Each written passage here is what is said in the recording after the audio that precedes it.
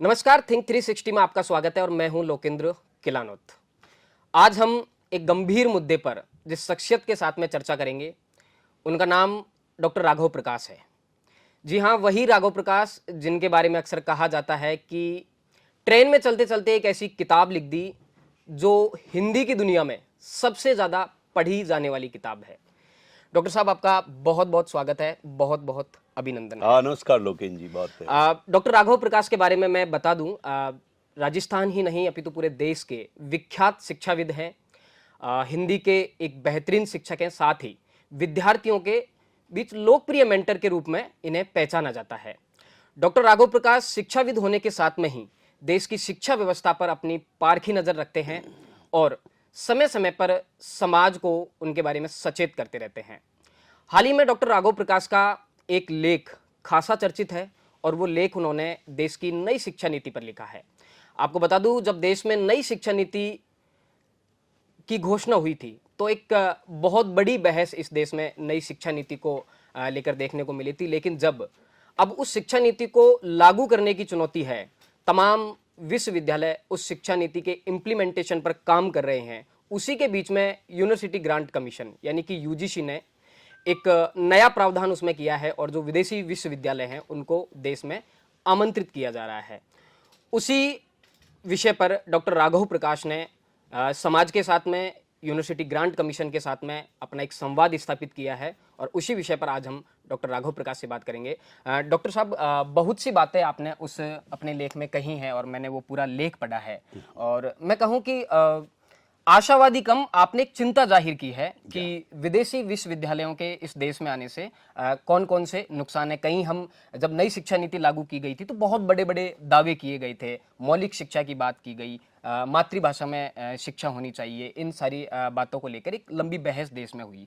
लेकिन जब इसका क्रियान्वयन किया जा रहा है तो देश में कहीं इसको लेकर कोई हो हल्ला नहीं है, कोई बड़ी बहस नहीं है और उसी बीच आप जैसा एक शिक्षाविद समाज से संवाद स्थापित करता है, यूनिवर्सिटी ग्रांट कमीशन को एक अपना सुझाव देता है, तो ये एक बड़ी बात है। और इसी बहस के बीच में आपका वो लेख, मुझे लगता है कि उस पर चर्चा होनी चाहिए। तो आप बताइए कि किस तरह से उसका क्रियान्वयन किया जा रहा है, उसमें क्या खामियां हैं और यूनिवर्सिटी ग्रांट कमीशन का जो एक नया प्रावधान है कि विदेशी विश्वविद्यालयों को आमंत्रित किया जा रहा है, क्या खामियां आपको नजर आती हैं? लोकेन जी, एक तो बहुत अच्छे विषय पर आप मेरे इस बात की शुरुआत कर रहे हैं, मैं बहुत आभारी हूँ। ओपिनियन 360 का मुद्दा बहुत गंभीर है जी। आप इसको इतना सा समझ लीजिए कि आपने कोई एक बच्चा पैदा किया जी। और आप कह रहे हो कि उसकी माँ तो बहुत कमजोर है जी। और किसी दूसरी आया से मैं इस बच्चे का पालन पोषण करवा लेते हैं। जी।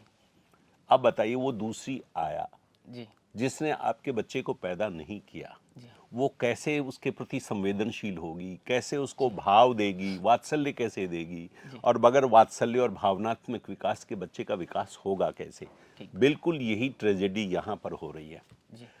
हमारी जो राष्ट्रीय शिक्षा नीति 2020 है, कस्तूरी रंगन जी जो पहले इसरो के अध्यक्ष थे, उनके नेतृत्व में ये एक नीति बनी और ये बड़ी अच्छी खूबसूरत नीति है शिक्षा नीति की। इसमें पढ़ने पढ़ाने के नई तरीकों पर और कैसे बच्चों को रटने से हटाकर खुद के सीखने, विश्लेषणात्मक बनने और जिंदगी की समस्याओं का खुद समाधान ढूंढने की दिशा में एक नीति बनी थी। लेकिन उसी में ये एक संकेत दे दिया कि आप बाहर के विश्वविद्यालयों को हम यहाँ बुलाएंगे, शुरू के 100 विश्वविद्यालयों को हम यहाँ बुलाएंगे।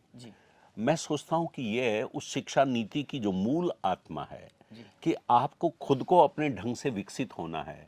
आप उस विकास के लिए दूसरे उन लोगों को जो आपकी भाव से विपरीत है उनको बुला करके ये क्यों आत्मघाती कदम हम कर रहे हैं, हमारी शिक्षा नीति को क्यों चौपट कर रहे हैं, उसका देखो नुकसान जो है लोकेन जी। बात यह है कि जो जितने भी विश्वविद्यालय हैं, मैं काफ़ी उन लोगों से परिचित हूँ जो वहाँ पढ़ रहे हैं, जो पढ़ करके नौकरी कर रहे हैं, उनको मैं जानता हूँ और उसके आधार पे और उस पर काफ़ी मैंने 50 किताबें पढ़ी हैं उन यूनिवर्सिटीज के बारे में, चाहे वो हार्वर्ड हो, चाहे ऑक्सफोर्ड हो, चाहे स्टैनफोर्ड हो, ये सब यूरोप की यूनिवर्सिटीज हों और अमेरिका की यूनिवर्सिटीज हों। उन किताबें भी ये कहती है और मेरा अपना अनुभव भी कहता है कि विदेशी विश्वविद्यालय कॉरपोरेट मानसिकता से काम कर रहे हैं। जैसे और फैक्ट्रियां चलती हैं और वहां पर मुनाफा कमाना एक फैक्ट्री चलाने वाले व्यापारी का उद्देश्य होता है, ठीक वही उद्देश्य इन विश्वविद्यालयों का है। विदेश के जो हमारे जैसे देश जो अंडर डेवलप्ड है, उनके अच्छे बच्चों को, संपन्न माँ बाप के बच्चों को अट्रैक्ट करो, उनसे करोड़ों रुपया फीस लो और उनसे पैसा कमाओ और पैसा कमा करके अपने आप को संपन्न करो। इस नारे के साथ और इस उद्देश्य के साथ जब ये विदेशी यूनिवर्सिटीज काम कर रही हैं, अगर आप उनको यहाँ पर बुलाते हैं तो उसी मुनाफे को ध्यान में रख करके शिक्षा व्यवस्था चलाएंगे, तो इस समाज का जो भी संपन्न वर्ग है, उच्च वर्ग है, वो और अपने बच्चों को वहां भेजने के लिए लालायित होगा। वह सोचेगा कि शायद मेरा बच्चा इनमें आ जाएगा तो उसको अच्छा जॉब मिलेगा। जॉब इन यूनिवर्सिटीज में जो पढ़ रहे हैं केवल ऊपर के 10-20% बच्चों को मिलता है, बाकी 50, 60, 70, 80% बच्चे ये भी बहुत ही उपेक्षित होते हैं। तो विदेशी इन यूनिवर्सिटीज के पास में सब बच्चों को जॉब दिलाने का भी रास्ता नहीं है और व्यापार कमाने का उद्देश्य है। व्यापार करने के उद्देश्य से आप राष्ट्रीय शिक्षा नीति जो हर आम आदमी के बच्चे को मजबूत करना चाहती है, जिसमें वंचित वर्ग का भी बच्चा उस शिक्षा में शामिल हो, जिसमें भारत की समस्याओं का समाधान करने वाली हमारी शिक्षा होनी चाहिए, वह सब तो सब फेल हो जाने वाला है। इसमें एक शिक्षा को लेकर जो असमानता है वो एक बड़ा मुद्दा हो सकता है, क्योंकि देश में इस तरह की भी बहस रही है कि तमाम तरह की असमानताओं के साथ में शिक्षा को लेकर असमानताएं हैं। आप कह रहे हैं कि जब बाहर से विश्वविद्यालय आएंगे तो एक जो संपन्न तबका है वो उन विश्वविद्यालयों की तरफ आकर्षित होगा और जो गरीब तबका है वो उनके लिए एक सपना रह जाएगा, यानी कि जो मध्यम वर्ग या जिसे हम निम्न वर्ग कहते हैं, उन परिवारों के बच्चे उन विश्वविद्यालयों में नहीं जा पाएंगे। तो शिक्षा को लेकर जो असमानता है और उसको लेकर जो खाई है वो और ज्यादा बढ़ती जाएगी। ये एक बड़ा नुकसान हो सकता है, एक गंभीर बात है। तो शिक्षा को लेकर जो असमानता है देश में, उसको आप किस तरह से देखते हैं? वो आपने लोकेन जी बहुत आर्टिकल को मुझे लगता है बहुत गंभीरता से पढ़ा है और उसमें एक मुख्य बात यह है कि ये देश पहले इंडिया और भारत में बटा पड़ा है।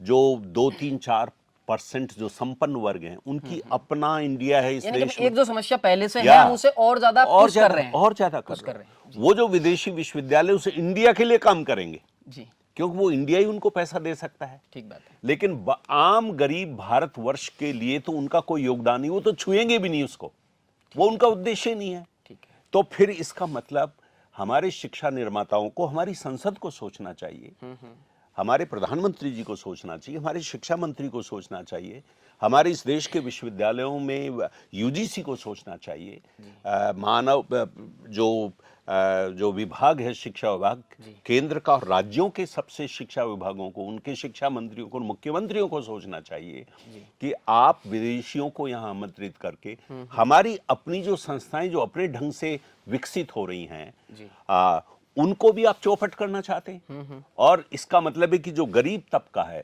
उसकी शिक्षा के बारे में से सोच हटाना चाहते हैं। ये ठीक नहीं है। हमारे विश्वविद्यालयों में दोष है, मैं ये नहीं कर रहा, हमारे प्राइवेट यूनिवर्सिटीज वो भी उस कॉर्पोरेट मानसिकता की चपेट में है। लेकिन लोकेंद्र जी, हमारी शिक्षा नीति को तो उस चपेट से उनको बाहर निकालने का काम करना चाहिए था। ठीक बात है। हम शिक्षा नीति के तहत विदेशी विश्वविद्यालयों को बुलाकर हमारी कॉर्पोरेट मानसिकता की यूनिवर्सिटीज को और छूट दे रहे हैं कि अगर ये लूट रहे हैं तो तुम भी लूटो। ये कौन सी नीति हुई? मेरा उद्देश्य यह है कि भारतीय शिक्षा नीति के द्वारा हमको आम आदमी के लिए अच्छी शिक्षा देने वाली शिक्षण संस्थाओं का जाल फैलाने का सोच रखना चाहिए था।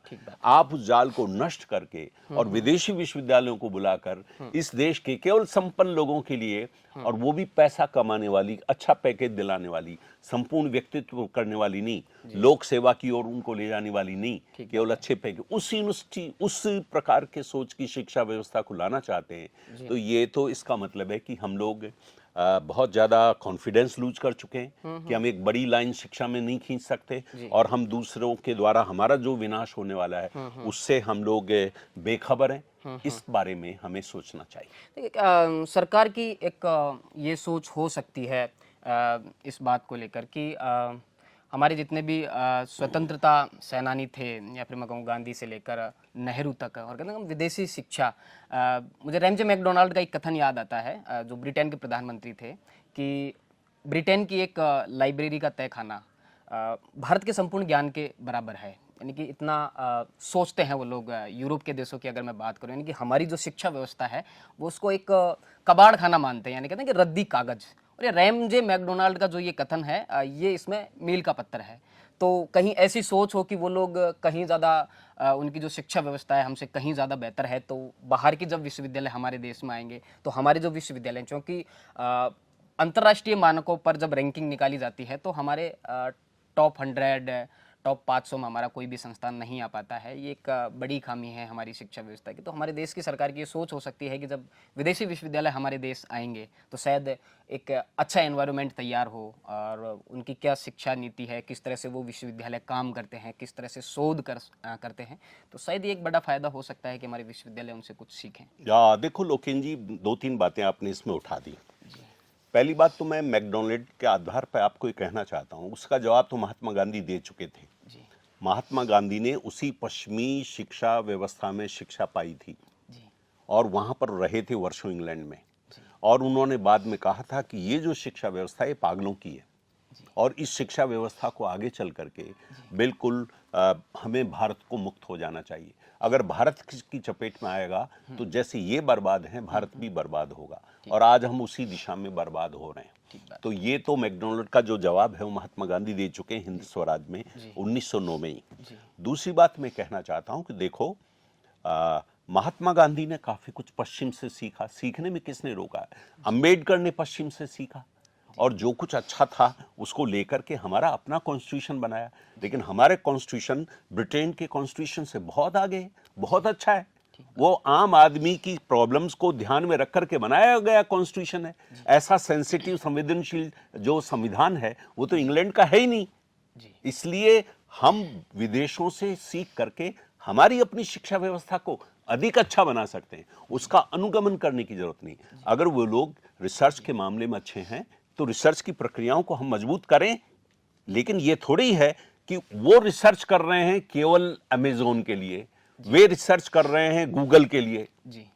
तो गूगल और अमेज़न से तो जो संपन्न वर्ग है उसी का लाभ होने वाला है, इसरो के लिए रिसर्च करने वाले लोग। यार तो हम उस रास्ते को तो हमें छोड़ना पड़ेगा ना। हमें रिसर्च करनी चाहिए, गरीब आदमी की समस्याओं का समाधान कैसे हो, हमारी ट्रैफिक व्यवस्था का समाधान कैसे हो, भारतीय कृषि उन्नत कैसे हो, भारत के उद्योग धंधों का विकास कैसे हो, भारत में बेरोजगारी कैसे दूर हो, इस पर रिसर्च करनी चाहिए हमको। हम संपन्न वर्ग के लोगों के लिए रिसर्च क्यों करें जो वो विश्वविद्यालय वहां कर रहे हैं? तो हमारा अपना सोच अपने ढंग का होना चाहिए, और इसलिए इस प्रक्रिया में, रिसर्च करने की प्रक्रिया में जो कुछ उन विश्वविद्यालयों से सीखना चाहें सीखें। हम लोग अब तक सीखते आ रहे हैं, ऐसा थोड़ी कि ब्रिटेन से और अमेरिका से हमने सीखा नहीं, सीख रहे हैं, लेकिन उनका पिछलग्गू होने की जरूरत नहीं है, क्योंकि वो मूल्यों की दृष्टि से, संवेदनशीलता की दृष्टि से हमसे सीख सकते हैं। महात्मा गांधी से आइंस्टीन सीख सकता है, इसलिए आइंस्टीन को यूं सर पर बिठा करके और वहां अंधा होकर के फॉलो करने की जरूरत नहीं है। यह है मुख्य संकट। शिक्षा नीति को लेकर और भी काफ़ी सारी बातें कही जाती हैं। मैकाले को लेकर इस देश में जब जब कभी शिक्षा नीति की बात होती है तो मैकाले अनायास ही उस बहस के केंद्र में आ जाते हैं। इसको शिक्षा को लेकर राजनीतिकरण हुआ, और राजनीति के बीच में एक दल मैकाले पर आरोप लगाता है, दूसरा दल किसी और को आरोपों के घेरे में ले लेता है। इस पर आप क्या सोचते हैं कि किस विचारधारा की शिक्षा नीति हमारी होनी चाहिए, किस विचार पर हमको चलना चाहिए? देखो, मैकाले तो एक साम्राज्यवादी व्यवस्था का एक अधिकारी था जी, और उसने साम्राज्य को मजबूत करने के लिए शिक्षा व्यवस्था यहाँ पर लाए और बाबू बना करके और व्हाइट कॉलर के दिशा में लोगों को मोड़ दिया, और उससे हम लोग पिछले 150 साल से पीड़ित हैं। अब ये दूसरा जो कॉरपोरेट समाज को सर्व करने वाली शिक्षा व्यवस्था का ढांचा हम अमेरिका यूरोप से फिर ले रहे हैं, तो ये दूसरा मैकाले का रास्ता मैं यही पूछना चाह रहा था कि कहीं डॉक्टर साहब को कॉर्पोरेट यूनिवर्सिटीज में मैकाले की परछाई तो नजर नहीं आ रही। बिल्कुल है, वो 150 वर्ष के बाद का मैकाले अपने साम्राज्यवाद को मजबूत करने के लिए आया था। वो डायलॉग है ना कि इतिहास अपने आप को दोहराता है, क्या हिंदुस्तान में इतिहास दोहराया तो नहीं जा रहा है? यही होने को है। अरे तब तो हम गुलाम थे, मैकाले के भी गुलाम हो गए, आज तो हम आजाद हैं। आज हम इस कॉरपोरेट मानसिकता वाली विश्वविद्यालयों में और उस संस्कृति के हम गुलाम क्यों हो? हम वसुधैव कुटुंबकम वाले लोग हैं, हम सबका भला सोचने वाले लोग हैं। हमारे पीछे गरीब आदमी, वंचित वर्ग की सादगी के साथ अच्छे जीवन मूल्यों को अपना करके जिंदगी जीने की बहुत बड़ी सुदृढ़ परंपरा है। उस परंपरा को हम हमारे समाज को दें, हमारे बच्चों को दें। हम उनको कॉरपोरेट मानसिकता में उनको पागल बनाने की क्या जरूरत है? यह हमारा बेसिक संत। इसलिए हमारी शिक्षा व्यवस्था को ऐसी बनाना चाहिए ताकि अमेरिका और यूरोप हमसे सीखें कि यह एक संतुलित, हितैषी व्यक्ति, एक संपूर्ण सर्वांगीण व्यक्तित्व वाला, सबका सोच रखने वाला, सबका भला करने वाला एक विद्यार्थी कैसे बनाया जा सकता है। इस चीज को हमें हमारे विश्वविद्यालयों को स्थापित करना चाहिए, न कि उनका पिछलग्गू बनना चाहिए। खामियां कहाँ देखते हैं हमारे विश्वविद्यालयों में कि अंतर्राष्ट्रीय मानकों में हमारे विश्वविद्यालय फेल हो जाते हैं? जिन विश्वविद्यालयों को लेकर एक अच्छी छवि है, उनमें दूसरी तरीके के मामले हो जाते हैं, आंदोलन हो जाते हैं, प्रदर्शन हो जाते हैं। कहाँ आप खामियां देखते हैं? सरकार की कहीं खामियां हैं, हमारी सामाजिक व्यवस्था की कहीं खामियां हैं, और शिक्षा को लेकर जो असमानता है समाज में वो लगातार बढ़ती जा रही है। क्या ऐसा, आप तो एक विख्यात शिक्षाविद रहे हैं और शिक्षाविद की नज़र से जब आप देखते हैं तो क्या एक बड़ी खामी? देखिए, मैं बताऊं आपको, ये number top Harvard, number 1, number 2 Oxford, ये वाला जो सारा जो पैरामीटर से पश्चिम के बनाए हुए हैं, ठीक है, और ये सारा का सारा पैसे कमाने का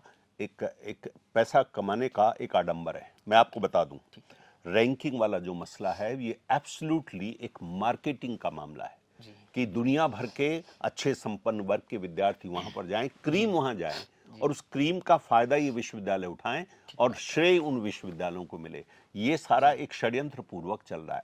इन यूनिवर्सिटीज में वैल्यू एडिशन 10-15% ऊपर के जो बच्चे, उन्हीं को होता है, बाकी को नहीं होता। इस पर खूब किताबें लिखी पड़ी हैं, इसलिए मैं कोई ऐसी बात नहीं करा। तो इसलिए ये जो रैंकिंग व्यवस्था है ये मार्केटिंग है, हमें इससे बचना चाहिए। अगर एक विश्वविद्यालय किसी को एक इकोनॉमिक मैन बना रहा है, वो नंबर 1 यूनिवर्सिटी कैसे हो सकता है? अगर एक विश्वविद्यालय केवल समाज के संपन्न वर्ग को सर्व करने वाला पैकेज वाली एजुकेशन दे रहा है, वो नंबर 1, 2, 3, 4, 5, 6 कैसे हो सकता है? नंबर 1 to 5 वो होगा जो सब लोगों के हित के बारे में सोचने वाला एजुकेशन दे, वो यूनिवर्सिटी नंबर 1 है। और ऐसी यूनिवर्सिटी हमारे यहाँ पर काफी है।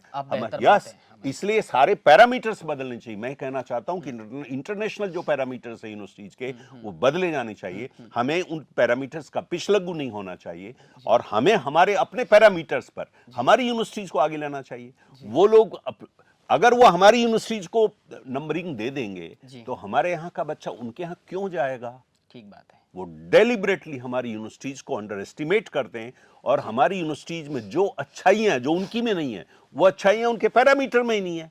तो उन अच्छाइयों के आधार पर हमारी यूनिवर्सिटीज रैंकिंग में कैसे आएगी? क्यों आएंगी? क्यों लाएंगे वो रैंकिंग में? क्योंकि तब तो हमारा बच्चा उनकी तरफ अट्रैक्ट ही नहीं होगा। इसलिए लोकेन जी, ये बहुत अंतर्राष्ट्रीय एक षड्यंत्र है, कॉर्पोरेट षड्यंत्र है, और हमें हमारी शिक्षा व्यवस्था को सुधारने में इस षड्यंत्र से बाहर आना चाहिए। तो इसी बीच एक अंग्रेजी शिक्षा का बड़ा मुद्दा आता है, और बहस के बीच में दलीलें यह दी जाती हैं कि शिक्षा को लेकर हमारी जो आंख और कान है वो खुले होने चाहिए, हमें सर्वाहारी होना चाहिए, अंग्रेजी शिक्षा से हमें कोई तकलीफ नहीं होनी चाहिए। जब ईस्ट इंडिया कंपनी ने भारत में रूल किया तो सबसे पहले उन्होंने हमारी एजुकेशन पॉलिसी पे एक बड़ी चोट की, लेकिन दूसरा जो पक्ष है वो ये दलील देता है कि एजुकेशन पॉलिसी पे चोट नहीं की, बल्कि हिंदुस्तानियों को पढ़ना लिखना सिखाया। उसी बीच में एक और दलील, जब कलकत्ता में पोर्ट विलियम कॉलेज की स्थापना हुई थी तो दो पक्ष थे, समाज दो वर्गों में बटा हुआ था, हिंदू वर्ग, मुसलमान वर्ग। हिंदू वर्ग के जो तमाम जितने नेता थे या फिर उनका नेतृत्व करने वाले लोग थे, उन्होंने अंग्रेजी शिक्षा का समर्थन किया। एक तरफ जो दूसरा वर्ग था, जिसमें बरेलवी या फिर देवबंदी, तमाम तरह के जो लोग, उन्होंने अंग्रेजी शिक्षा का विरोध किया, और उसके बाद में दलील दी गई कि इन लोगों ने अंग्रेजी शिक्षा का विरोध किया, इस वजह से ये लोग पिछड़ गए कहीं ना कहीं शिक्षा व्यवस्था में। क्या लगता है आपको अंग्रेजी शिक्षा को लेकर? जबकि नई शिक्षा नीति है, उसमें तो प्रावधान यह है कि हमारी मातृभाषा में शिक्षा होनी चाहिए, तो ये का प्लस पॉइंट नहीं मानते? देखिए, अब जो शिक्षा वाले भाषा वाला जो मसला है ना जी, अब ये साम्राज्यवादी आजादी वाला मामला नहीं रहा। आजादी के पहले भाषा एक हमारे स्वतंत्रता संग्राम के सोच का हिस्सा था, और इसलिए हम अंग्रेजों के विरोध के साथ साथ अंग्रेजी का भी विरोध कर रहे थे। अब मसला एक एकेडमिक मसला है। कि आप किस भाषा के माध्यम से अच्छा विकास कर सकते हैं। ठीक है। इसमें कोई शक नहीं कि भारत के बच्चे भारतीय भाषाओं के माध्यम से बेहतर ढंग से सोच सकते हैं, लिख सकते हैं, पढ़ सकते हैं, नया विश्लेषण कर सकते हैं, इनोवेशन कर सकते हैं। इसमें कोई सच नहीं। लेकिन ये भी तय है कि मीडियोकर से ऊपर वाले बच्चे एक साथ दो भाषाएं सीख सकते हैं, पढ़ सकते हैं। तो मातृभाषा के माध्यम से आधारभूत नॉलेज को प्राप्त करना और फिर और हायर नॉलेज के लिए भी उस अपनी भाषाओं को समृद्ध करना एक पक्ष है। लेकिन इंटरनेशनल लेवल पर क्या कुछ रिसर्च हो रही है, उसके लिए समानांतर रूप से अंग्रेजी को पढ़ना और उस बच्चे को मजबूत बनाना, ये बिल्कुल सही है। और इस दृष्टि से हम दो भाषाओं को लेकर के हमारे बच्चे का बहुत अच्छा विकास कर सकते हैं। लेकिन इसमें पहला हमारी मातृभाषा होनी चाहिए और दूसरा कोई दूसरी भाषा होनी चाहिए। मातृभाषा की बात आई और शिक्षा नीति में एक बड़ा प्रावधान है। राजस्थान को लेकर जब सवाल आता है, और राजस्थान में तो लंबे समय से राजस्थानी भाषा की मान्यता को लेकर एक बड़ी मांग है, तो राजस्थान में ये कैसे संभव हो पाएगा कि हम मातृभाषा में शिक्षा देना चाहते हैं लेकिन राजस्थानी भाषा को किसी भी तरह की संवैधानिक मान्यता नहीं है, राजभाषा का दर्जा नहीं है? देखो, मैं इस मामले में मेरा स्पष्ट मत है जी। राजस्थान नाम तो एक प्रदेश है, लेकिन ये बहुत बड़ा, जैसलमेर से लेकर के और भरतपुर तक राजस्थान है जी। क्या जैसलमेर की बोली को भरतपुर वाला समझता है और भरतपुर वाले की बोली को जैसलमेर वाला समझता है? नहीं समझते। जी। ये हकीकत है, इस हकीकत को समझना चाहिए। लेकिन अब हिंदी एक ऐसी भाषा हो गई जिसको जैसलमेर भी समझता है और भरतपुर भी समझता है। जी। तो अब जो भाषा हमारे आपस में बोलचाल की में आ गई है, भाषा में आ गई है, पत्रकारिता में आ गई है, अब उस भाषा को छोड़ करके और फिर आप दूसरी बोलियों के पीछे जाओगे, आपको अनेक पेचीदगी आएंगी। इमोशनल होना बहुत आसान है, लेकिन आप राजस्थानी में कौन सी भाषा, कौन सी बोली को तय करोगे कि ये राजस्थानी है? अगर जोधपुर वाला कहेगा ये मेरी राजस्थानी है, हाड़ौती वाला कहेगा ये मेरी राजस्थानी है, अलवर का मेवाती वाला कहेगा ये मेरी राजस्थानी है, आपको बहुत मुश्किल आ जाएगी रोकिन जी कि आप किसको राजस्थानी कहेंगे। और जब तक एक मानक रूप राजस्थानी का नहीं तय हो, तब तक आप राजस्थानी में किस में पत्र व्यवहार करेंगे, ये एक भारी व्यावहारिक संकट है। इसलिए मैं सोचता हूं कि अब जब हिंदी इतनी पिछले 70 वर्ष में हर राजस्थान, हर जिले में इतनी व्यापक हो गई है, पॉपुलर हो गई है, अब उस जो उपलब्धि हो गई है राजस्थान के बच्चे के लिए, अब उस उपलब्धि को दरकिनार करके और आप राजस्थानी की बोलियों में जाकर के उलझना, मैं तो इसको ठीक नहीं मानता। देखिए, हम दूसरे मुद्दे पर चर्चा करने लगे। हमारा जो मुख्य विषय था कि यूजीसी का जो एक सर्कुलेशन आया है, उसको लेकर हम बात करेंगे। तो आपने जो सुझाव दिए हैं, किस तरह से आप कीमती मानते हैं अपने सुझाव, और कितनी उम्मीद है कि आपके सुझावों पर विचार किया जाना चाहिए? क्या आपके जैसे और भी लोग हैं जिन्होंने इस तरह के सुझाव सरकार को दिए हैं, यूनिवर्सिटी ग्रांट कमीशन को दिए हैं? ज़्यादातर लोगों का एक अभी इंदौर में वाइस चांसलर्स का और कॉलेज के डायरेक्टर्स का सम्मेलन हुआ था और उसमें काफ़ी करीब 800-900 लोग उपस्थित हुए थे। वहाँ भी मैंने आवाज़ उठाई थी और मैंने देखा कि सदन मेरे साथ था। इसका मतलब कि विदेशी विश्वविद्यालयों के विरोध का देश में वातावरण है, और वो इसलिए नहीं कि हम डर रहे हैं, डर नहीं रहे। सवाल ये कि उनमें वो उतनी उत्कृष्टता नहीं है जिस उत्कृष्टता को लेकर के हम लोग बहुत अट्रैक्टेड हैं, और वो जो उत्कृष्टता है, उस उत्कृष्टता को हम हमारे भीतर सीख करके हम डेवलप कर सकते हैं। इसलिए मेरा तो ऐसा सोच है, ज़्यादातर अभी इस लेख के बाद में मेरे पास में काफ़ी ईमेल आए हैं और काफ़ी लोगों के फ़ोन आए हैं, व्हाट्सएप पर जो मैसेज आए हैं वो इसके पक्ष में, समर्थन में है। और मुझे लगता है भारत सरकार को सोचना चाहिए कि विदेशी विश्वविद्यालयों को आमंत्रित करने में वो इसमें अपने आप को स्थगित रखे। इसमें एक जो लोकेन जी, जो सबसे बड़ी गड़बड़ है वो ये है कि हमारे यहाँ जो भी विद्यालय चलाता है और कॉलेज चलाता है, यूनिवर्सिटी चलाता है, वो नो प्रॉफिट नो लॉस के सिद्धांत पर चलाता है। और इन्होंने ये कह दिया है कि आप अपना प्रॉफिट अपने कंट्री में ले जा सकते हैं।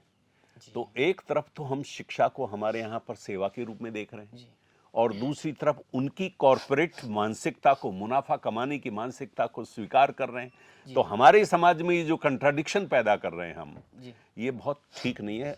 इससे हम हमारे विश्वविद्यालयों को बर्बाद कर देंगे। अच्छा, मैं पहलू से थोड़ा सा हटके प्रश्न करूं तो विदेशी विश्वविद्यालयों के लिए भी क्या चुनौतियां हो सकती हैं भारत जैसे देश में अपने शिक्षण संस्थान स्थापित करने के लिए? उन चुनौतियों को किस तरह देखते हैं? देखिए, कोई भी यूनिवर्सिटी जो बनेगी ना, जी, तो उसके लिए इंफ्रास्ट्रक्चर जाएगा। जी, वो सरकार उपलब्ध करवा। वो सरकार नहीं उपलब्ध कराएगी, वो तो उन्हीं पर है।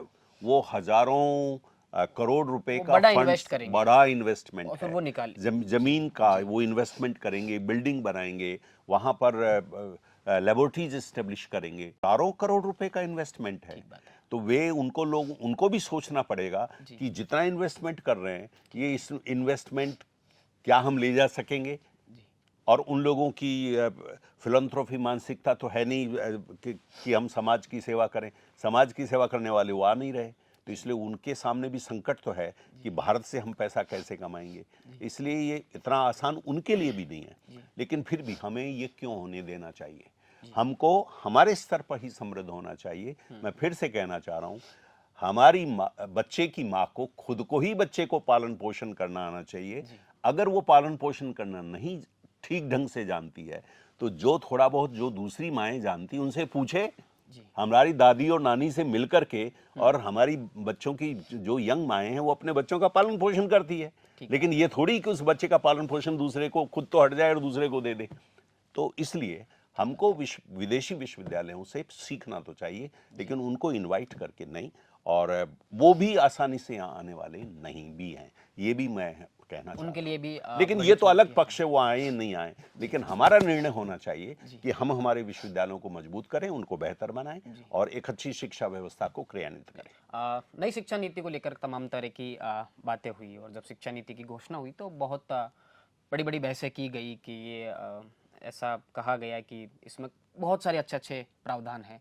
डॉक्टर साहब, एक शिक्षा के राजनीतिकरण को लेकर देश में बड़ी बहस रही है। कभी सावरकर को लेकर विवाद होता है, कभी महात्मा गांधी को लेकर विवाद होता है, नेहरू को लेकर, तमाम जो हमारे स्वतंत्रता संघर्ष का जो आंदोलन था उसके जो आदर्श हैं, स्थापित आदर्श हैं, उनको लेकर तमाम तरह का विवाद होता है। और उसका एकमात्र कारण है राजनीतिकरण। तमाम तरह की सरकारों ने अपने अपने दौर में अपने अपने ढंग से शिक्षा का राजनीतिकरण किया, पाठ्यक्रम का राजनीतिकरण किया। नई शिक्षा नीति जो लागू हुई है, उसमें आप इस तरह की संभावनाओं को किस तरह से देखते हैं? देखो, नई शिक्षा नीति में भारतीय मूल्यों पर और भारतीय इतिहास और संस्कृति की जो उपलब्धियां हैं, उनको स्थान देने का सीधा सा संकेत है और वो देना चाहिए। मैं राजनीतिकरण की बात कर अब सवाल राजनीति का कर्ण है। शिक्षा में राजनीतिकरण की कोई गुंजाइश नहीं है, राजनीतिक विश्लेषण की गुंजाइश है।